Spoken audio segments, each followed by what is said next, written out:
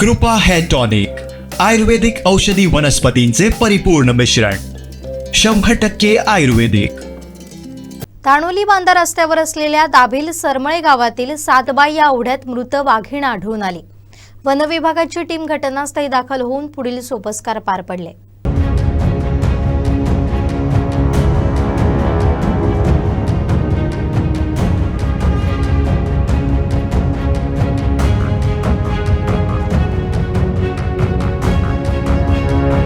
कोकणी रानमाणूस प्रसाद गावडे आणि येथील स्थानिक सचिन खाडे हे दोघेही डोंगरावरती फिरण्यासाठी गेले होते. त्यावेळी ते या ओढ्यामध्ये उतरले तेव्हा ही बाब त्यांच्या निदर्शनास आली. या ओढ्यामध्ये 20 फूट खोल तळीत एक मृत वाघ असल्याचं लक्षात येताच त्यांनी तात्काळ वन विभागाला याबाबतची माहिती दिली. वन विभागाचे उपवन संरक्षक नवकिशोर रेड्डी, उपवन संरक्षक वैभव बोराटे, सावंतवाडी वनक्षेत्रपाल सुहास पाटील यांनी तात्काळ घटनास्थळी जात या प्रकाराची खातरजमा केली. वनमजूर तसेच कृती दलाच्या सदस्यांकरवी या वाघिणीला बाहेर काढण्यात आले.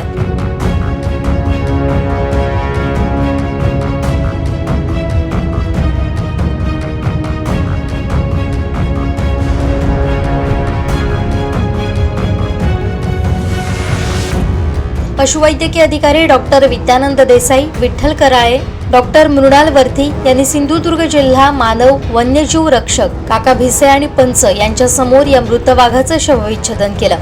एखाद्या भक्ष्याच्या मागे धावत असताना आणि बाहेर येता येत नसल्यानं तिचा मृत्यू झाला असावा असा प्राथमिक अंदाज व्यक्त करण्यात येतोय.